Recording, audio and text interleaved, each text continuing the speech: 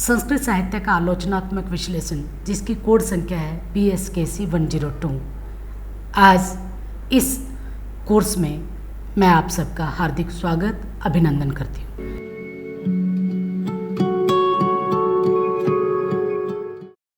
मैं प्रोफेसर कौशल पंवार, संस्कृत अनुशासन मानविकी विद्यापीठ इग्नू की तरफ से जो आपने हमारे इस विषय का चयन किया है, जिसकी संख्या मैंने अभी बताई आपको 102, संस्कृत साहित्य का आलोचनात्मक विश्लेषण, जो BA ऑनर्स का फर्स्ट ईयर का पाठ्यक्रम है, आपने इसको चुना। मैं उसके लिए आप सबकी आभारी हूँ और मुझे पूरा विश्वास है कि आप इसके सभी वीडियोज़ को ध्यान से जब आप देखेंगे, लेक्चर ध्यान से सुनेंगे, तो आपको निश्चित रूप से इसका लाभ मिलेगा। पिछले सप्ताह शिक्षार्थियों हमने आपको बताया था कि वैदिक साहित्य का संक्षिप्त परिचय, जिसमें वेद के बारे में हमने आपसे चर्चा की थी। दूसरे लेक्चर में आपने वैदिक संहिताओं के बारे में पढ़ा, फिर आपने तमाम वैदिक साहित्य के संक्षिप्त परिचय के इतिहास को जाना। आज हम जो आपके साथ बात करेंगे, जिसके ऊपर हमारा विषय रहेगा ब्राह्मण परिचय तथा प्रमुख ब्राह्मण। शिक्षार्थियों, जैसे कि अभी मैंने बताया, ये आपका खंड 1 जो BA ऑनर्स का पाठ्यक्रम है, उसके वैदिक साहित्य का संक्षिप्त परिचय के अंतर्गत हम आपसे चर्चा करेंगे ब्राह्मण परिचय की। ब्राह्मण परिचय में ब्राह्मण क्या है, कौन कौन से ब्राह्मण हैं, किस वेद के कितने ब्राह्मण हैं, प्रमुख ब्राह्मण कौन कौन से हैं, इन सब विषयों को लेकर आज हम आपके साथ बातचीत करेंगे। जैसा कि मैंने अभी बताया आपको, जो वैदिक वाङ्मय है उसमें निहित ब्राह्मण ग्रंथों के इतिहास से आपको परिचित कराना हमारा उद्देश्य है। प्रिय शिक्षार्थियों, वेदों के अर्थों को अच्छे से समझना, वैदिक साहित्य को अच्छे समझना, जब तक आप वेद में निहित के बाद पढ़ाए जाने वाले ब्राह्मण ग्रंथों को नहीं पढ़ेंगे, तो जो वेदों के जो गूढ़ अर्थ हैं, जो वेदों के जो विषय हैं, जो वेदों के अंदर जो ज्ञान समाहित है, उन विषयों की जो व्याख्या करने वाले ग्रंथ हैं, वह है ब्राह्मण। इसलिए ब्राह्मण ग्रंथ आपको समझना बहुत महत्वपूर्ण है। आप जो वेदों के व्याख्या ग्रंथ ब्राह्मण हैं, उनको समझें। ये हमारा इस पाठ्यक्रम का, या कहें कि इस लेक्चर का उद्देश्य है। वेदों की क्षमता को समझने की योग्यता आप इससे प्राप्त कर पाएंगे। प्रिय शिक्षार्थियों, हम शुरुआत करना चाहेंगे कि ब्राह्मण ग्रंथों का रचना स्थान क्या है। आखिर ब्राह्मण कहाँ पर रचे गए, कौन इनके रचनाकार थे, कौन सा ऐसा स्थान था जहाँ पर इसको बैठकर लिखा गया। ठीक उसी तरह जैसे हम अगर आपको कहें कि हमारा जो संस्कृत साहित्य का आलोचनात्मक विश्लेषण है, उसका जो पाठ्यक्रम है वह इग्नू के द्वारा रचित है। यानी कि इग्नू, हमने एक जगह दी आपको कि इग्नू के जगह पर आपका संस्कृत विभाग के द्वारा ये पाठ्यक्रम निर्मित किया गया है। ठीक उसी तरह जो ब्राह्मण ग्रंथ हैं, उनको भी जब रचा गया होगा तो कहीं तो लिखा गया होगा बैठकर, कहीं तो रचा गया होगा बैठकर। इसके बारे में भी हम आपसे चर्चा करेंगे। उससे पहले हम ब्राह्मण का अर्थ क्या है, ब्राह्मण ग्रंथों का संक्षिप्त परिचय मैंने आपको बता ही दिया। ब्राह्मण ग्रंथों के रचना स्थान के साथ साथ हम बात करेंगे ब्राह्मण ग्रंथों के रचना काल के ऊपर। आखिर किस समय में कौन सा ब्राह्मण रचा गया। आपकी ब्राह्मण ग्रंथों के अर्थ से पहले मैं आपके साथ बात करना चाहूँगी कि पूरा का पूरा जो वैदिक साहित्य है, जिसके अंतर्गत हम वेद, ब्राह्मण, आरण्यक, उपनिषद, वेदांग और बाद की रचना, जो पूरा का पूरा वैदिक साहित्य के अंतर्गत समाहित है, उसमें हम लेते हैं। तो यहाँ पर मैंने कहा कि वेद के बाद ब्राह्मण ग्रंथ आते हैं। ब्राह्मणों ग्रंथों का अर्थ, ब्राह्मण शब्द का अर्थ क्या है, ब्राह्मण ग्रंथ हम बाद में बात करेंगे। मैंने अभी आपको बताया कि वैदिक साहित्य जिसके अंतर्गत वेद आते हैं, ब्राह्मण, आरण्यक, उपनिषद, वेदांग आते हैं। वेद 4 हैं, पहले के व्याख्यान में भी आपने सुना होगा।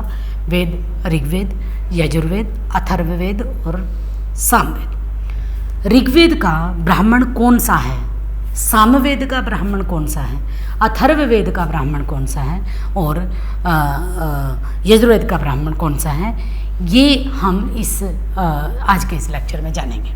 उससे पहले हम आपसे बात करेंगे ब्राह्मण शब्द के अर्थ कौन कौन से हैं। ब्राह्मण शब्द आखिर किसके द्वारा बना गया है, किस धातु शब्द का प्रयोग हुआ है उसमें। प्रिय शिक्षार्थियों, संस्कृत साहित्य एक ऐसी खासकर संस्कृत भाषा एक ऐसी भाषा है जिसमें एक भी शब्द बिना उसके गूढ़ अर्थ को जाने वह शब्द निर्मित नहीं होता। ठीक उसी तरह हमने कहा कि ब्राह्मण शब्द के जो अर्थ हैं, ब्राह्मण शब्द बना कैसे हैं, कौन सी धातु से है, कौन से शब्द से है, इसलिए इसको जानना बहुत ज़रूरी है। जब आप इस परीक्षा में बैठेंगे तो आपसे पूछा जा सकता है कि ब्राह्मण शब्द की उत्पत्ति, शाब्दिक अर्थ बताएं। इसलिए आपको ये जानना चाहिए कि ब्राह्मण शब्द ब्रीहि वर्धने धातु से बना है, जिसका अर्थ है बढ़ाना। आगे जब हम इसका और विस्तार से व्याख्या करते हैं तो उसका नाम आता है ब्राह्मणम नाम कर्मणात् तंत्र मंत्राणाम व्याख्यान ग्रंथः, अर्थात उन ग्रंथों का नाम ब्राह्मण है जो वेदों में प्रतिपादित यज्ञ विधियों का विस्तार से वर्णन करते हैं। कहने का अभिप्राय ये है, कहने का अर्थ ये हुआ कि जो वेदों में गूढ़ रहस्य हैं उनकी जो व्याख्या करने वाले जो ग्रंथ हैं वह ब्राह्मण कहलाते हैं।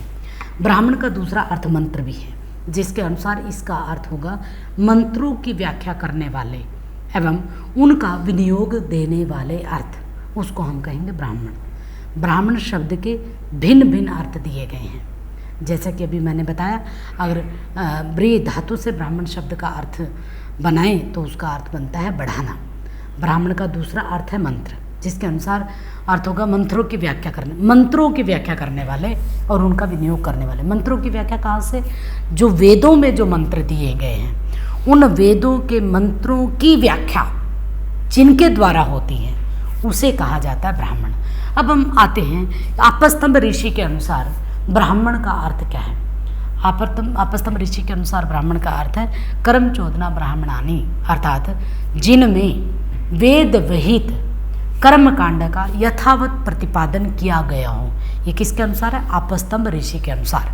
अब मैंने अभी आपको बताया कि वेदों के जो अंतिम भाग हैं, वेदांग, वेदों के अंग, वेदों के अंग में आता है श्रोत सूत्र, गृह सूत्र, धर्मसूत्र। धर्मसूत्र जहाँ आता है वहाँ आता है धर्मशास्त्र, और धर्मशास्त्र गौतम धर्मशास्त्र, धर्मसूत्र बोधायन धर्मसूत्र, आपस्तंभ धर्मसूत्र।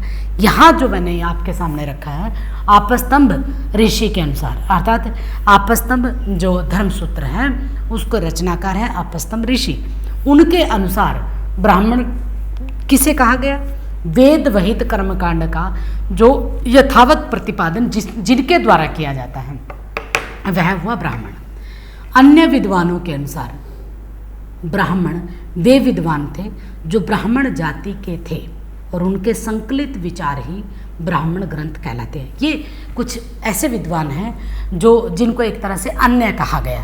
हमारे संस्कृत साहित्य में सबको महत्व दिया गया है, चाहे वह नाम के द्वारा हो, चाहे वह संदर्भ के द्वारा हो, चाहे वह किसी उदाहरण के द्वारा हो, उन सब को बराबर का महत्ता हमारे संस्कृत साहित्य में दी गई है। जिसका जो आप जो पेपर पढ़ रहे हैं संस्कृत साहित्य का आलोचनात्मक विश्लेषण, इसमें हमने अन्य विद्वान ब्राह्मणों को बारे में क्या कहते हैं। कहते हैं कि ब्राह्मण वे विद्वान थे जो ब्राह्मण जाति के थे और उनके संकलित विचार ही ब्राह्मण ग्रंथ कहलाते थे। हालांकि ये बाद के समय में या इसमें कितना सही वाचनता नहीं था ये एक अलग विषय है, इसलिए हम जस्ट इसके एक उत्पत्ति एक विद्वान के द्वारा कही गई अर्थ के अनुसार लेते हुए कहते हैं कि ब्राह्मणों को उनको ब्राह्मण ग्रंथ कहा गया जो ब्राह्मण के विद्वान थे और जिनको ब्राह्मण जाति से संबंध था। अब हम आते हैं महाभाष्यकार पतंजलि। सब जानते हैं, आपको पता होना चाहिए पतंजल जो योग सूत्र है बहुत मतलब आज के समय में न केवल भारत में बल्कि विश्व में भी पतंजलि योग सूत्र का बहुत महत्वपूर्ण योगदान है। अभी हमने पिछले दिनों योग दिवस मनाया।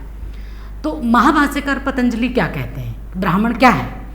ब्राह्मण और ब्रह्म शब्द का अर्थ एक ही है, जिसके अनुसार ब्राह्मण का अर्थ चारों वेदों को जानने वाले ब्राह्मणों के द्वारा वेदों की व्याख्या करने वाले ग्रंथों से होगा। ये किसके द्वारा है? महर्षि पतंजलि के द्वारा, महाभाष्यकार पतंजलि के द्वारा। प्रिय शिक्षार्थियों, जब आप परीक्षा में बैठेंगे या आप ज्ञान के अधिगम करने के लिए भी, ज्ञान को ग्रहण करने के लिए भी आपको ये जानकारी होनी चाहिए कि किस ऋषि के अनुसार, किस आचार्य के अनुसार, किस भाष्यकार के अनुसार ब्राह्मण शब्द का अर्थ क्या लिया गया। इसलिए हमने मूलतः जो मौखिक रूप से ब्राह्मण शब्द का अर्थ, मूलतः जो महत्वपूर्ण ब्राह्मण ग्रंथ हैं उनके जो रचनाकार हैं जो ब्राह्मण शब्द के अर्थ को बताते हैं उन्हीं को आपके सामने रखा है। वस्तुतः ब्राह्मण शब्द का अर्थ है यज्ञ के विविध विधानों में निपुणता रखने वाले पुरोहित वर्गों के द्वारा यज्ञों के अनुष्ठान के अवसर पर जो प्रयोग में लाई जाने वाली संहिता भाग है उनकी विधियों की व्याख्या करने का संकलन। ये आपने जितनी भी आपने अभी तक व्युत्पत्तियाँ और शाब्दिक अर्थ विभिन्न विद्वानों के अनुसार पढ़े, उनसे हम ये कह सकते हैं अंतिम ब्राह्मण शब्द के अर्थ को बताते हुए कि जो संहिता भाग हैं, जो वेदों के विहित ज्ञान हैं, जो संहिता भाग के नाम से भी जाने जाते हैं, उनमें जो विधियां बताई गई हैं, उन विधियों को जो व्याख्या करते हैं, उन व्याख्या करने का जो संकलन किया गया है वह आता है ब्राह्मण ग्रंथों में। इसलिए ब्राह्मण शब्द का अर्थ मोटे तौर पर समझने के लिए वह विद्वान जो यज्ञ के विविध विद्वानों में जो निपुणता रखने वाले पुरोहित वर्ग के द्वारा अनुष्ठानों के अवसर पर जो संहिता भाग की विधियां जो लाई जाती हैं प्रयोग में, उनको जो संकलित जिसमें किया गया उसका नाम ब्राह्मण है। मंत्र ब्राह्मणात्मो को वेद, अर्थात मंत्र ब्राह्मणों वेद नाम ध्येयम। मंत्र और ब्राह्मण दोनों का नाम वेद है। अब हम यहाँ पर ये बता सकते हैं आपको कि वेद शब्द का अर्थ क्या है। फिर यहाँ साफ तौर पर यह कहा गया है मंत्र ब्राह्मणात्मको वेद, मंत्र और ब्राह्मण दोनों का नाम वेद है। और वेदों का जो संकलित ज्ञान है, वेदों के जो मंत्र हैं, उन मंत्रों की व्याख्या जिनके द्वारा की गई है वह होता है हमारा ब्राह्मण। अब हम आते हैं ब्राह्मण ग्रंथों का रचना स्थान। जो वेदों के रचना स्थान के, वेदों के काल के बाद, वेदों के समय के बाद जो ब्राह्मण ग्रंथ रचे गए उनका स्थान क्या था। हम सब जानते हैं कि मैंने अभी आपको अपनी बातचीत में बताया कि जो वेदों में विहित जो मंत्र हैं, वेदों में निहित जो मंत्र हैं, उनकी जो व्याख्या करने वाले ग्रंथ हैं उनको हमने कहा ब्राह्मण। अब जब हम वेदों की बात करते हैं तो जाहिर सी बात है कि वेद का जो रचना स्थान होगा वही ब्राह्मणों का रचना स्थान होगा, क्योंकि दोनों ग्रंथ, वेद और ब्राह्मण ग्रंथ, दोनों का रचना काल भी परस्पर संबंधित है। वेद की एक निश्चित तिथि का निर्णय करना आज तक भी संभव नहीं है, इसलिए ब्राह्मण ग्रंथों का रचना काल हम निर्धारित कर दें यह आसान नहीं लगता। मेरा कहने का अभिप्राय ये है कि जब हम वेदों की रचना कहाँ पर हुई, किस समय पर हुई, इसमें हम अभी तक निष्कर्ष पर नहीं पहुँचे हैं, तो वेदों से जो संबंधित ब्राह्मण ग्रंथ हैं उनकी तिथि को निर्धारित हम कैसे कर सकते हैं, उनके रचना स्थान को हम कैसे कर सकते हैं। लेकिन फिर भी क्योंकि हमारे तमाम संस्कृत साहित्य के ग्रंथों की, खासकर संस्कृत साहित्य की, आप जब इतिहास को पढ़ते हैं, आप जब ज्योग्राफी को पढ़ते हैं, भूगोल को पढ़ते हैं, गणित को पढ़ते हैं, वहाँ पर आपको समय एकदम दिखाई देता है। लेकिन संस्कृत साहित्य में संस्कृत रचनाकारों की ये परंपरा भी रही है कि वह अपनी रचना का समय, रचना का स्थान, यहाँ तक कि लेखक का भी नाम अपनी रचना में नहीं देते हैं। इसलिए बहुत सारे संस्कृत के ग्रंथों में हमें ये बड़ा असमंजस की स्थिति बन जाती है कि ये रचना जो हमारे सामने है आखिर ये किसके द्वारा रचित है। उसमें हम भौगोलिक परिस्थितियों का आंकलन करते हैं, उस रचना के अंदर जो जो वस्तुओं का वर्णन किया गया है, जो जो विषय वस्तु जिसके अंदर बताए गए, जिन प्रदेशों का वर्णन किया गया है, जिन पर्वतों का वर्णन किया गया है, जिन नदियों का वर्णन किया गया है, आंतरिक जो व्यवस्था हमारी जो रचना में मिलती है, उस रचना के आधार पर हम ये बताते होते हैं कि ये रचना, ये जो कृति है ये अमुक रचनाकार की हो सकती है या इसके लेखक ये हो सकते हैं। ठीक उसी तरह अगर मैं आपके सामने एक उदाहरण दूँ, कौटिल्य का अर्थशास्त्र। अब कौटिल्य, कई जगह कौटिल्य कहा जाता है, कई जगह किसी और के नाम से जाना जाता है, तो हम उनकी रचनाओं के आधार पर उनका नाम यह निर्धारित करते हैं कि ये रचना कौटिल्य की ही है। ठीक उसी तरह ब्राह्मण ग्रंथ जो हैं हमारे, भौगोलिक परिस्थितियों को देखते हुए जिन प्रदेशों का वर्णन ब्राह्मण ग्रंथों में प्राप्त होता है, अंत्य साक्ष्यों के आधार पर कहा जा सकता है कि इनकी रचना कुरु पांचाल नगर में हुई होगी। वैदिक आर्य सप्त सिंधु से धीरे धीरे आगे बढ़े और ब्राह्मणों की रचना के समय वे गंगा और यमुना के द्वाब तक आए।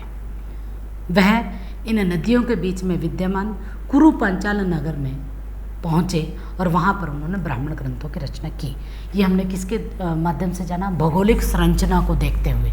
ब्राह्मण ग्रंथों में जो भौगोलिक परिस्थितियाँ दिखाई देती हैं, उसमें गंगा का वर्णन है, उसमें यमुना का वर्णन है, उसमें द्वाब तक जाते हैं, उसमें सप्त सिंधु का वर्णन है।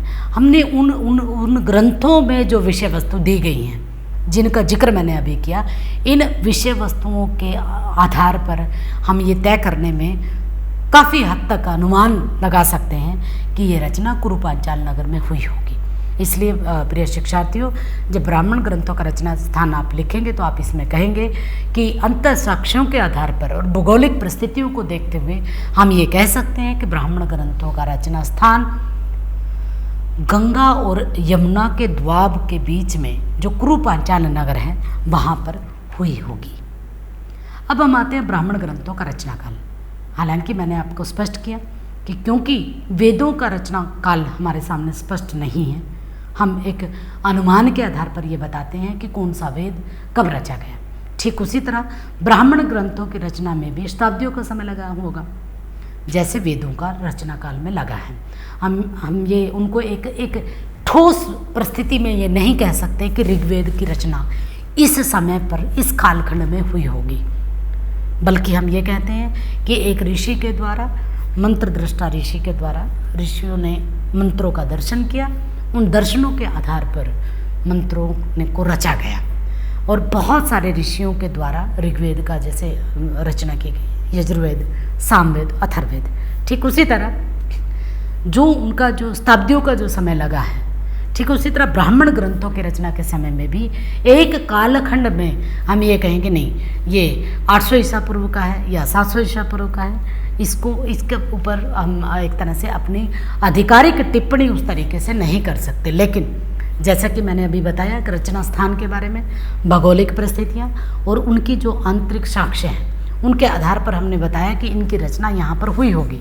ठीक उसी तरह यहाँ की जो रचना कालखंड है, इनको भी हम उन्हीं परिस्थितियों के आधार पर भिन्न भिन्न विद्वानों के द्वारा जो उनके संबंध में जो उत्पत्तियाँ दी गई हैं, उनके संबंध में जो कहा गया है, वह हम निर्धारित करते हैं ब्राह्मण ग्रंथों का रचना काल उस कालखंड में हुआ होगा, जिसमें बहुत सारे विदेशी विद्वान हैं, बहुत सारे हमारे भारतीय चिंतक हैं जिन्होंने ब्राह्मण ग्रंथों का रचना काल को एक समय की परिधि में बांधा। जैसे हमारे सामने मैकडोनल हैं, वो कहते हैं कि ब्राह्मण ग्रंथों की रचना 800 ईसा पूर्व से 500 ईसा पूर्व तक हुई होगी, लेकिन मैक्समुलर कहते हैं कि 800 से 600 ईसा पूर्व हुई होगी। Professor S.B.. कहते हैं कि 300 ईसा पूर्व, जो शतपथ ब्राह्मण का समय को आधार मानते हैं वो, और उनकी किताब है हिस्ट्री ऑफ एंशिएंट एस्ट्रोनॉमी, उनकी किताब है, उनकी पुस्तक है। उस पुस्तक के आधार पर उन्होंने कहा कि शतपथ ब्राह्मण का समय होगा 300 ईसा पूर्व। तो हम ये कह सकते हैं प्रोफेसर एस.बी. जो ब्राह्मण ग्रंथों का रचनाकार मानते हैं, वह एक तरह से 300 ईसा पूर्व का मानते हैं। अब हम आते हैं लोकमान्य तिलक की तरफ। लोकमान्य तिलक जी कहते हैं कि ब्राह्मण ग्रंथों की रचना 2500 ईसा पूर्व से 2400 ईसा पूर्व तक हुई होगी। इसलिए प्रिय विद्यार्थियों, प्रिय शिक्षार्थियों, मैंने ये कहा कि वेदों की जो रचना है, जो एक कालखंड में आप निर्धारित नहीं कर सकते, ठीक उसी तरह ब्राह्मण ग्रंथों की रचना को भी आप एक कालखंड में निर्धारित नहीं कर सकते। वस्तुतः जो वेदों का रचना काल है, इत्थम इदम निश्चित नहीं, तो ब्राह्मण ग्रंथों का काल कैसे निर्धारित होगा? स्पष्टतः वेदों के रचना काल और ब्राह्मण ग्रंथों के रचना काल में पर्याप्त मात्रा में अंतराल रहा होगा। ईसा से 6ठी शताब्दी ईसा पूर्व तक इनकी समाप्ति हो गई होगी। ये जो मैंने अभी मैक्समुलर, मैकडोनल, प्रोफेसर एस.बी. और लोकमान्य तिलक, इनके आधार पर ये कहा कि मोटे तौर पर हम कह सकते हैं कि ईसा से 6ठी शताब्दी ईसा पूर्व तक इनकी समाप्ति हो चुकी होगी, अर्थात ब्राह्मण ग्रंथों की रचना इस समय तक हो चुकी होगी। प्रिय विद्यार्थियों, जैसे कि आपने इस आधार पर ये समझा कि ब्राह्मण ग्रंथों का जो रचना काल है वह वेदों के आधार पर निश्चित करने का एक अनुमान मात्र है। ठीक उसी तरह जैसे हमने कहा कि वेदों की जो रचना हुई, जो वेदों का जो रचना स्थान है वह निश्चित रूप से हम कह नहीं सकते कि ये वेदों का रचना स्थान है। ठीक उसी तरह ब्राह्मण ग्रंथों का रचना स्थान भी आप उस तरीके से निर्धारित नहीं कर सकते। इसलिए ब्राह्मण ग्रंथों का रचना काल जो हम आपके सामने जो अभी विस्तार से रखा, वह एक भिन्न भिन्न विद्वानों के द्वारा रची गई उत्पत्तियों के आधार पर है। वैदिक वाङ्मय में जो निहित ब्राह्मण ग्रंथों का इतिहास है, उस इतिहास में हम आपको केवल परिचित कराना चाहते हैं। जब आप उसकी गहरी समझ लेना चाहेंगे या जब आप उसको उसमें गहन अध्ययन की तरफ जाना चाहेंगे, तो आप पहले वेदों को हमने आपके सामने परिचित कराया। वेद 4 हैं, सबको पता है। सबसे पहले प्राचीन वेद है ऋग्वेद।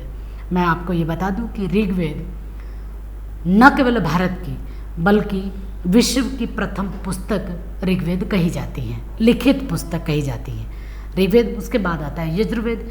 यजुर्वेद में एक तरह से यज्ञपरक मंत्र आपके दिए गए हैं। उसके बाद फिर आता है सामवेद। सामवेद गान की विद्या का सबसे महत्वपूर्ण एक वेद कहा जाता है। फिर उसके बाद आया आपका अथर्ववेद। अथर्ववेद के उपवेद हैं, फिर यजुर्वेद का उपवेद है, सामवेद का उपवेद है और आपका ऋग्वेद का उपवेद है। ठीक उसी तरह ऋग्वेद के ब्राह्मण कौन से हैं, सामवेद के ब्राह्मण कौन से हैं, अथर्ववेद के ब्राह्मण कौन से हैं और यजुर्वेद के ऋग्वेद के ब्राह्मण कौन से हैं। चारों वेदों के अलग अलग ब्राह्मण ग्रंथ हैं। उन अलग अलग ब्राह्मण ग्रंथों में आपको केवल परिचय आपका प्राप्त करना है। उन ब्राह्मण ग्रंथों में विषय वस्तु क्या है उनसे परिचित करवाना हमारा उद्देश्य है, ताकि आप संस्कृत साहित्य को एक समझ विकसित करने के लिए कि वेद क्या है, ब्राह्मण क्या है, अरण्य क्या है, उपनिषद क्या है, वेदांग क्या है, इनसे आपका परिचय रूबरू हो। और जब आप हायर एजुकेशन एमए की डिग्री प्राप्त करेंगे या फिर पीएचडी की तरफ जाएं, तब आपको इन विषय वस्तु के परिचित ग्रंथों में जो गहन अध्ययन होगा उसका जब आप विश्लेषण करेंगे तो वह आप अपने शोध के कार्य में कर सकते हैं।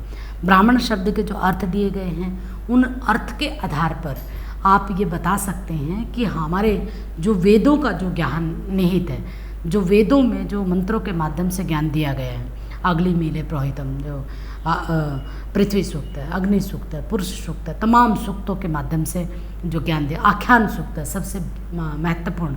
आख्यानों के माध्यम से एक ऐसी मूल्यपरक व्यवस्था आपके सामने दी गई है। उन आख्यानों के जो शब्दों के अर्थ हैं, उनमें मंत्रों में जो शब्द हैं, उन शब्दों के अर्थ भी कई तरह से आपको प्राप्त होते हैं और उन प्राप्त हुए अर्थों की व्याख्या जिनके द्वारा की जाती है वह ब्राह्मण ग्रंथ हैं। अतः ऋग्वेद का ब्राह्मण अलग होगा, यजुर्वेद का अलग होगा, सामवेद का अलग होगा, अथर्ववेद का अलग होगा। इसलिए हमने आपके सामने ये विस्तार से रखने की कोशिश की है कि आप इन सारे विषय वस्तु से एक तरह से परिचित हों। अगली हमारी जो कक्षा होगी वह ब्राह्मण कौन सा वेद, कौन सा ब्राह्मण किस वेद का है। चारों वेद को मैंने बता दिया अच्छे से आपको, आप इसको अच्छी तरह याद करेंगे। लेकिन हमने जब वेद के रचना काल के जब हम बात करते हैं तो हमने बता दिया आपको, जैसे वेदों का काल निश्चित नहीं है उसके बारे में कहा जाता है इत्थम इदम, ठीक उसी तरह ब्राह्मणों का भी काल निश्चित नहीं है। इसलिए वेदों के रचना काल और ब्राह्मण ग्रंथों के रचना काल में जो अंतर आपके सामने दिखाई देता है वह आपके सामने स्पष्ट करने की हमने कोशिश की है। अगली कक्षा में आप इन सारी को विस्तार से पढ़ेंगे। तब तक के लिए आप सब हमारी इन वीडियोज़ को ध्यान से देखें। इन वीडियोज़ को देखने के बाद किसी भी तरह की कोई जिज्ञासा या कोई पुस्तक, हाँ एक बात और मैं आपको बता दूं, हमने हमारे इसमें वेबसाइट पे आपके लिए रिटन मटेरियल उपलब्ध करवाया है। पूरी की पूरी पुस्तक QR कोड के माध्यम से आपको दी गई है। आप QR कोड को स्कैन करेंगे, अपने लैपटॉप में करिए, अपने फ़ोन में कीजिए, वहाँ से आपको आपके सामने पूरी पुस्तक आपके सामने प्राप्त होगी। जो लेक्चर के माध्यम से हमने कोशिश की आपके सामने बताने की, आपको एक्स्ट्रा मटेरियल हमने उपलब्ध करवाने की कोशिश की है QR कोड के माध्यम से, वहाँ से आप इसको ले सकते हैं। आप मुझे इस email ID के माध्यम से अपनी क्वेरी या कोई भी जिज्ञासा या किसी भी तरह की कोई जानकारी आपको चाहिए तो आप मुझे सीधा इस दिए गए ईमेल के माध्यम से आप मुझसे संपर्क कर सकते हैं। प्रिय विद्यार्थियों, मुझे आशा ही नहीं उम्मीद है कि आपको ये सारे के सारे लेक्चर आपके सामने बहुत महत्वपूर्ण है, आपको जरूर लाभ होगा। परीक्षा के दृष्टिकोण से तो होगा ही होगा, लेकिन साथ ही साथ आप अपने ज्ञान का विस्तार भी अच्छे से कर पाएंगे। इन्हीं शब्दों के साथ मैं आज के इस व्याख्यान वैदिक साहित्य का संक्षिप्त परिचय, जिसमें आपने ब्राह्मण परिचय और प्रमुख ब्राह्मण अभी हमने आपके सामने नहीं रखे, अगली कक्षा में आपको प्रमुख ब्राह्मण बताऊंगी मैं। तब तक के लिए आप इनका अच्छे से ध्यान से ग्रहण कीजिए, अधिगम कीजिए। आप सबका बहुत बहुत धन्यवाद।